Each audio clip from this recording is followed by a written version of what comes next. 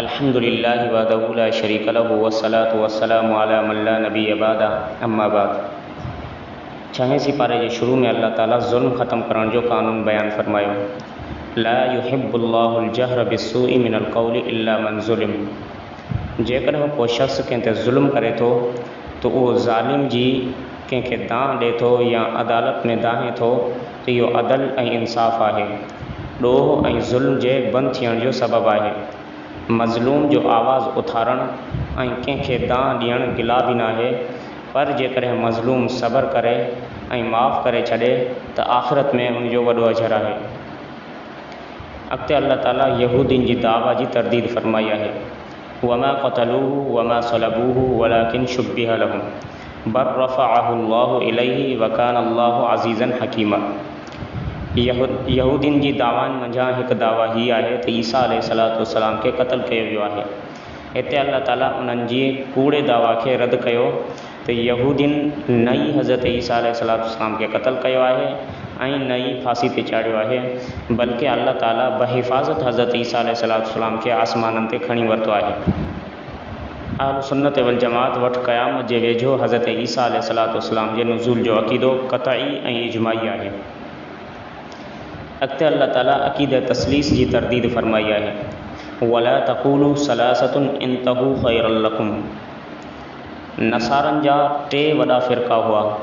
हिकु चवंदो हो त हज़रत ईसा अलैहिस्सलाम पाण ख़ुदा आहे। ॿियो फ़िरक़ो चवंदो हो त हज़रत ईसा अलैहिस्सलाम अल्लाह ताला जो पुटु आहे। टियों फ़िरक़ो चवंदो हो त हज़रत ईसा अलैहिस्सलाम 3 मंझां टियों आहे, यानी अल्लाह ताला, रूहुल क़ुदुस, ईसा अलैहिस्सलाम टिन्ही जो मजमू आहे। त हिते उन्हनि जे अक़ीद तस्लीस जी तरदीद फरमाई वई आहे त ईसा अलैहिस्सलाम हज़रत मरियम अलैहिस्सलाम जे पेट मुबारक मां पैदा थियल बशर ऐं ख़ुदा जो सचो रसूल आहे। अॻिते अल्लाह ताला कलाला जे मीरास जो हुकुम फरमायो। यस्तफ़्तूनका क़ुलिल्लाहु युफ़्तीकुम फ़िल कलाला। सूरत निसा जे ॿिए रुकू में मीरास जे मसइलनि खे तफ़सील सां बयानु फरमायो। हाणे हिते आख़िर में ॿीहर मीरास जे मसइले खे बयानु कयो वियो आहे त कलाला उन शख़्स खे चयो वेंदो आहे जंहिंखे औलाद ऐं वालिदैन न हुजे, सिर्फ़ु आइनी ऐं अल्लाती भेण हुजे। जेकॾहिं कलाला जो इंतकाल थी वञे त सवारण ऐं कफ़नाइण ऐं वसियत खां पोइ भेण खे अधु तरफ़ो मिलंदो। वधीक मसइलनि जे लाइ पंहिंजे वेझे कंहिं मुफ़्तियुनि सां रुजू कयो वञे। अॻिते अल्लाह ताला सूरतुल माइदा जो ज़िक्र फरमायो। माइदा अरबी ज़बान में दस्तरख़ान खे चइबो आहे, छो त हिन सूरत में इन ॻाल्हि जो ज़िक्र आहे त हज़रत ईसा अलैहिस्सलाम अल्लाह ताला खां दुआ घुरी हुई त ए अल्लाह, माइदा यानी दस्तरख़ान आसमान तां नाज़िल फरमा। इन करे हिन सूरत जो नालो सूरतुल माइदा आहे। हिन सूरत में अल्लाह ताला हलाल ऐं हराम शयुनि खे घणी तफ़सील सां ज़िक्र फरमायो आहे।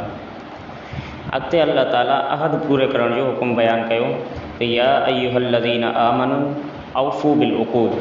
अल्लाह ताला ईमान वारनि खे हुकुम कयो त मुआहिदनि खे ज़रूरु पूरो कयो। इन मां मुराद उहे मुआहिदा आहिनि जेके अल्लाह ताला पंहिंजे बाननि सां ईमान ऐं इताअत जे मुतालिक़ वरिता आहिनि, या मुराद उहे मुआहिदा आहिनि जेके माण्हू पाण में हिक ॿिए सां करे वठंदा आहिनि। अॻिते अल्लाह ताला फरमाए त हुर्रिमत अलैकुमुल मैततु वद्दमु वलहमुल खिंज़ीरि वमा उहिल्ल लिग़ैरिल्लाहि बिहि। मुर्दार, वहंदड़ रत, खिंज़ीर, उहो जानवर जंहिं ते अल्लाह जे ग़ैर जो नालो वरितो वियो हुजे, उहो जानवर जेको घुटो ॾेई मारियो वियो हुजे, उहो जानवर जेको ज़ोर वारे धक सां मारियो वियो हुजे, उहो जानवर जेको मथां खां हेठि किरी मरी वञे, ऐं उहो जानवर जेको कंहिं टकर ऐं तसादुम सां हलाकु थियो हुजे, ऐं उहो जानवर जंहिंखे कंहिं दरिंदे फाड़े छॾियो हुजे ऐं उहो मरी वियो हुजे। इन्हनि तमामु जानवरनि जो खाइणु हराम आहे। अलबत्ता मजबूरी जी हालत में जॾहिं त जान खे ख़तरो पइजी वञे, उन्हनि खे एतिरी मिक़दार में खाइणु जंहिंसां जान बची वञे त इहो जाइज़ आहे। पहिरियनि 4 जानवरनि खां सवाइ जेकॾहिं कंहिं जानवर खे जहिड़े हालत में ॾिसी ज़िबा कयो वञे त उहो हलाल हूंदो। अॻिते अल्लाह ताला दीन जी तकमील जो ऐलान कयो। अल-यौम अकमलतु लकुम दीनकुम व अतममतु अलैकुम निअमती व रज़ीतु लकुमुल इस्लाम दीना। क़ुरान करीम जे अहकामनि जे एतबार सां ही आख़िरी आयत आहे। उन जे ज़रिए अल्लाह पाक अरफ़ा जे ॾियारे जुम्मतुल मुबारक अरफ़ात जे मैदान में मग़रिब जे वेझो दीन जे मुकम्मल थियण जो ऐलान फ़रमायो त अल्लाह रब्बुल इज़्ज़त पंहिंजे प्यारे नबी हज़रत मुहम्मद सल्लल्लाहु अलैहि वसल्लम ते दीन खे कामिल ऐं मुकम्मल फ़रमाए छॾियो आहे। दीन जे कामिल ऐं मुकम्मल हुअण जी माना इहा आहे त अल्लाह ताला कुझु मसइला क़ुरान पाक में बयानु फ़रमाया आहिनि ऐं कुझु मसइला हदीस में बयानु फ़रमाया आहिनि ऐं कुझु मसइलनि जे लाइ क़ुरान ऐं हदीस में उसूल बयानु करे छॾिया आहिनि जिन जी रोशनी में बाक़ी रहियल मसइलनि खे कढियो वेंदो ऐं उन्हनि मसइलनि खे कढी ॾियण जे लाइ अल्लाह ताला उम्मत खे फ़ुक़हा अता कया आहिनि। अॻिते अल्लाह ताला फ़रमाए थो वतआमुल लज़ीना ऊतुल किताब हिल्लुल लकुम वतआमुकुम हिल्लुल लहुम। हिते तआम खां मुराद ज़बीहो आहे। अहले किताब जो ज़बीहो मुसलमाननि जे लाइ हलाल आहे ऐं मुसलमाननि जो ज़बीहो अहले किताब जे लाइ हलाल आहे। अहले किताब खां मुराद उहे माण्हू आहिनि जेके कंहिं आसमानी किताब ते ईमान रखंदा हुजनि जंहिंजी क़ुरान ऐं सुन्नत तस्दीक़ कंदा हुजनि यानी तौरेत, ज़बूर, इंजील ऐं सुहूफ़ इब्राहिम ऐं सुहूफ़ मूसा अलैहिस्सलाम। इन्हनि तमामु आसमानी किताबनि जो क़ुरान इक़रार कयो आहे त इहे सही आहिनि यानी इन्हनि ते ईमान रखंदड़ अहले किताब मञिया वेंदा। अॻिते अल्लाह ताला अदल ऐं इंसाफ़ जो बयानु फ़रमायो या अय्युहल्लज़ीना आमनू कूनू क़व्वामीन लिल्लाहि शुहदाअ बिलक़िस्त। अल्लाह ताला ईमान वारनि खे अदल ऐं इंसाफ़ करण जो हुकुम ॾिनो आहे। भले मामिलो दोस्तनि सां हुजे या दुश्मननि सां अदल ऐं इंसाफ़ जे हुकुम ते बीठा रहो। अॻिते अल्लाह ताला फ़रमायो तो वक़ालतिल यहूदु वन्नसारा नहनु अब्नाउल्लाहि व अहिब्बाहु। यहूदियुनि जी ऐं नसारनि जी दावा हुई त असां अल्लाह ताला जा पुट ऐं महबूब आहियूं इन जे करे जो असां नबियनि जी औलाद मंझा आहियूं। जेकॾहिं असां को गुनाह बि कयूं तॾहिं बि अल्लाह जी नाराज़गी असांजे मथां कोन्हे। उन्हनि जो इहो अक़ीदो हो त असां जेतिरा बि गुनाह कयूं त असां ते अल्लाह नाराज़ कोन थींदो छो जो असां नबियनि जी औलाद मंझा आहियूं। ऐं उहे अॻिते फ़रमाईंदा हुआ जेकॾहिं अल्लाह ताला असांखे अज़ाब ॾिनो बि सही त यानी कुझु ॾींहंनि जे लाइ असांखे जहन्नम में विझंदो उनखां पोइ हमेशह जे लाइ असां जन्नत में हलिया वेंदासीं। उन्हनि जे उन बातिल अक़ीदे खे रद्द करण जे लाइ अल्लाह ताला क़ुरान मजीद में उन्हनि खे इहो जवाबु ॾिनो। हाबिल ऐं काबिल जो किस्सो अल्लाह ताला अॻिते बयानु फ़रमायो आहे। हज़रत आदम अलैहिस्सलातु वस्सलाम जे ॿिनि पुटनि हाबिल ऐं काबिल जो ज़िक्र आहे। उन्हनि हिकु मक़सद जे लाइ क़ुर्बानी कई। हाबिल जी क़ुर्बानी क़बूल थी वई छो त उहो हक़ ते हुयो। काबिल जी क़ुर्बानी क़बूल न थी उहो हक़ ते न हुयो। हज़रत आदम अलैहिस्सलातु वस्सलाम ऐं अम्मा हवा जॾहिं दुनिया में आया ऐं औलाद जो सिलसिलो शुरू थियो त हर हमल सां जाड़ी औलाद ॼमंदी हुई, हिकु छोकिरो ऐं हिकु छोकिरी। उन्हनि जो पाण में निकाह न थी सघंदो हुयो। उहे सॻा भेण भाउ सम्झा वेंदा हुआ। ॿिए हमल सां ॼमंदड़ छोकिरे सां ऐं छोकिरी जो निकाह जाइज़ हुयो। काबिल सां गॾु जेका छोकिरी ॼाई उहा घणी ख़ूबसूरत हुई। हाबिल सां गॾु जेका छोकिरी पैदा थी हुई उहा शक्ल ऐं सूरत जे एतबार सां सुठी कोन हुई।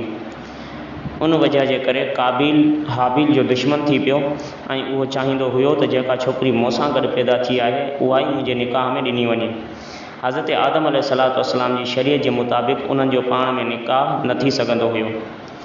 हज़रत आदम अलैहिस्सलातु वस्सलाम इन इख़्तिलाफ़ खे ख़तमु करण जे लाइ फ़रमायो त तव्हां ॿई क़ुर्बानी करियो।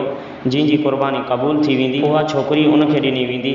हाबिल जी क़ुर्बानी क़बूल थी वई, काबिल जी क़बूल न थी। काबिल खे अञा वधीक कावड़ आई त हाबिल खे पंहिंजे भाउ खे क़तल करे छॾियईं।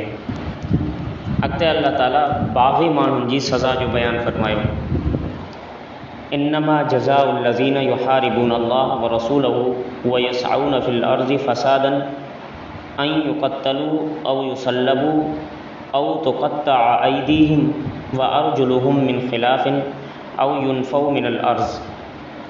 हिते बाग़िन ऐं धाड़ेलनि जी सज़ा खे बयानु कयो वियो आहे। उन जूं 4 सूरतूं ज़िक्र कयूं वियूं आहिनि यानी खेनि क़तल कयो वञे या फाही ते चाढ़ियो वञे या मुख़्तलिफ़ पासनि खां हथ पेर वढिया वञनि या जलावतन कयो वञे।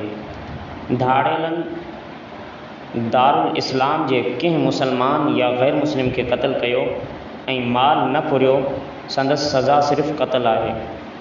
जेकॾहिं कंहिंखे क़तल बि कयो ऐं माल बि फुरियो त जीअरो फांसी ते लटकाए नेज़े सां पेट फाड़ियो वञे धाड़ियलनि जो।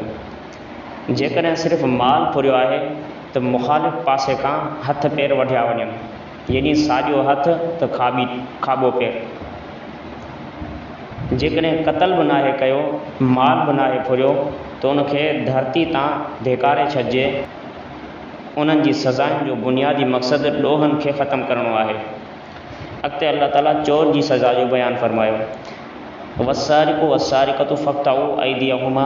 को माण्हू कंहिं ॿिए जो माल कंहिं महफ़ूज़ जाइ तां उन जी इजाज़त खां बग़ैर लिकी खणे, उनखे चोरी चइबो आहे। क़ुर करीम में आम तौरु ख़िताब मर्दनि खे हूंदो आहे, औरतूं ज़िमननि तबान शामिल हूंदियूं आहिनि, पर हिते हद जो मामिलो हो। औरत जो ज़िक्र बि सराहत सां फ़रमायो, छो त हुदूद शुबहनि जे करे ख़तमु थी वेंदियूं आहिनि। चोर मर्द हुजे या औरत, जेकॾहिं चोरी थियल माल जो निसाब पूरो थियो त हथु वढियो वेंदो। अॻिते अल्लाह ताला यहूदियुनि, नसारनि ऐं मुनाफ़िक़नि जो बयानु फ़रमायो, या अय्युहर रसूल ला यहज़ुनकल्लज़ीन युसारिऊन फ़िल कुफ़्रि मिनल्लज़ीन क़ालू आमन्ना बिअफ़वाहिहिम वलम तुमिन क़ुलूबुहुम। हिते ज़िक्र कयल टिन्ही फ़िरक़नि जी आदत खे बयानु कयो वियो आहे। उहे माण्हू अल्लाह ताला जे हुक्मनि ऐं हिदायत जे मुक़ाबले में पंहिंजी ख़्वाहिशनि ऐं रायनि खे अॻियां रखंदा आहिनि। अल्लाह ताला जे हुक्मनि में तावीलूं करे पंहिंजी ख़्वाहिश मुताबिक़ बणाइण जी फ़िक्र में लॻा रहंदा आहिनि। हिते उन्हनि माण्हुनि जी दुनिया ऐं आख़िरत में रुसवाई ऐं बुरे अंजाम जो बयानु आहे। अॻिते अल्लाह ताला यहूदियुनि, नसारनि सां दिली दोस्ती रखण जी ममानियत फ़रमाई आहे। या अय्युहल्लज़ीन आमनू ला तत्तख़िज़ुल यहूद वन्नसारा औलिया। यहूदियुनि सां दिली दोस्ती रखण खां मना कयो वियो आहे। इहे तव्हां सां मुख़लिस न आहिनि, छो जो उन्हनि सां दिली दोस्ती रखण में ख़तरा ऐं नुक़सान आहिनि। उन जे करे उन्हनि सां यारी ऐं दोस्ती न रखो। तव्हांजो दोस्ताणो तालुक़ सिर्फ़ु मुसलमाननि सां हुजणु घुरिजे। ऐं इहो ई दस्तूर यहूदियुनि जो बि आहे त उहे पंहिंजी क़ौम खां अलावा कंहिं ॿिए सां दिली दोस्ती न आहिनि रखंदा। त असां मुसलमाननि खे खपे त असां बि यहूदियुनि सां दिली दोस्ती न रखूं, सिर्फ़ु मुसलमाननि सां ई दिली दोस्ती रखणु घुरिजे। अॻिते अल्लाह ताला मुर्तद माण्हुनि जो ज़िक्र फ़रमायो, या अय्युहल्लज़ीन आमनू मन यर्तद मिनकुम अन दीनिही फसौफ़ यातिल्लाहु बिक़ौमिन युहिब्बुहुम व युहिब्बूनह। जेकॾहिं मुसलमाननि मां कुझु माण्हू मुर्तद बि थी वञनि त दीन इस्लाम खे को बि नुक़सानु कोन पुॼंदो, छो जो अल्लाह ताला तव्हांजो मुहताज कोन्हे। जेकॾहिं तव्हां अल्लाह ताला जे दीन खे संभालींदव त इहो तव्हांजी दुनिया ऐं आख़िरत जे लाइ बहितरु रहंदो। ऐं जेकॾहिं ख़ुदा जे मुक़ाबले में पंहिंजी मर्ज़ी हलाईंदो त ख़ुदा जे दीन जी हिफ़ाज़त, दावत तबलीग जी ख़िदमत सरअंजाम न ॾींदो त अल्लाह ताला तव्हांजी जाइ ते कंहिं ॿी जमात खे आणींदो जेका अख़लाक़ ऐं अमाल में आला बुलंद हूंदी। पोइ अल्लाह ताला उन्हनि माण्हुनि सां प्यारु कंदो ऐं उहे अल्लाह ताला सां प्यारु कंदा। अल्लाह ताला जे रस्ते में जिहाद कंदा, कंहिं मलामत करण वारे जी मलामत खां बि न ॾिजंदा। अॻिते अल्लाह ताला तबलीग दीन जी ताक़ीद फ़रमाई। अल्लाह ताला फ़रमाए, या अय्युहर रसूल बल्लिग़ मा उनज़िल इलैका मिन रब्बिक। नबी करीम सल्लल्लाहु अलैहि वसल्लम खे तबलीग जी ताक़ीद कई पई वञे ऐं गॾोगॾु तसली बि ॾिनी पई वञे त जेको कुझु तव्हां ते नाज़िल कयो पियो वञे उहो सभु बग़ैर कंहिं रोक टोक जे माण्हुनि खे पहुचाए छॾियो। पोइ बुरो महसूसु करे या भलो महसूसु करे, उहा उन जी मर्ज़ी आहे। ऐं मुखालिफ़त करे या क़बूलु करे, तव्हां कंहिंजी बि परवाह न कयो ऐं तसली बि ॾिनी त दीन जी तबलीग में काफ़र तव्हांजो कुझु बि बिगाड़े नथा सघनि। इहा ई वजह आहे त रसूल सल्लल्लाहु अलैहि वसल्लम जन पूरी ज़िंदगी इन फ़रीज़े जी अदायगी में पंहिंजी पूरी ताक़त ऐं हिम्मत सर्फ़ फ़रमाई। अॻिते अल्लाह ताला यहूदी, मुशरिक ऐं नसारनि जी दुश्मनी जे बारे में ज़िक्र कयो। अल्लाह ताला फ़रमाए, लतजिदन्न अशद्दन्नासी अदावतल लिल्लज़ीन आमनुल यहूद वल्लज़ीन अशरकू वलतजिदन्न अक़रबहुम मवद्दतल लिल्लज़ीन आमनुल्लज़ीन क़ालू इन्ना नसारा। पछाड़ी में हिकु ॻाल्हि ही फ़रमाई त ॾिसो, तव्हांजा दुश्मन यहूदी बि आहिनि, नसारा बि आहिनि, मुशरिक बि आहिनि। टई तव्हांजा मुखालिफ़ आहिनि, पर उन्हनि टिन्ही मंझां यहूदी ऐं मुशरिक मुसलमाननि सां नफ़रत, दुश्मनी, कीनो घणो रखंदा आहिनि ऐं ईसाई यहूदियुनि जी बनिस्बत नरम दिल आहिनि। अल्लाह ताला जी ॻाल्हि बरहक़ आहे, जेको फ़रमायो सो 100% दुरुस्त आहे। जॾहिं यहूदी ऐं नसारा असांजा दुश्मन आहिनि त असांखे बि इन ॻाल्हि जो इतमामु करणु घुरिजे त उन्हनि खे असां पंहिंजो दुश्मन सम्झूं, ख़ैरख़्वाह न सम्झूं। अल्लाह ताला पंहिंजे पैगम्बर सल्लल्लाहु अलैहि वसल्लम खे सूरतुल बक़रा में फरमाए छॾियो आहे त वलन तरज़ा अनकल यहूदु वलन नसारा हत्ता तत्तबिअ मिल्लतहुम। ए मुंहिंजा पैगम्बर, इहे यहूदी ऐं नसारा तव्हां सां गॾु राज़ी थींदा जॾहिं तव्हां यहूदी या ईसाई थी वञो। अला याज़ु बिल्लाह। ऐं ईअं त थियणो ई न आहे त असां मुसलमान यहूदी या ईसाई थी वञूं। यानी अल्लाह ताला फरमाए त मुंहिंजा पैगम्बर यहूदी ऐं नसारा तव्हां सां तॾहिं राज़ी थींदा जॾहिं तव्हां उन्हनि जो मज़हब इख़्तियार कयो। तव्हां बि यहूदी या ईसाई थी वञो, इन खां पहिरीं तव्हां सां कॾहिं बि राज़ी कोन थींदा। अला याज़ु बिल्लाह। अल्लाह ताला असां सभिनी खे बचाए ऐं अल्लाह ताला असांखे हुज़ूर अकरम सल्लल्लाहु अलैहि वसल्लम जो सचो उम्मती बणाए, शरीयत जे मुताबिक़ ज़िंदगी गुज़ारण जी तौफ़ीक़ अता फ़रमाए। आमीन व आख़िरु दावाना अनिल हम्दुलिल्लाहि रब्बिल आलमीन।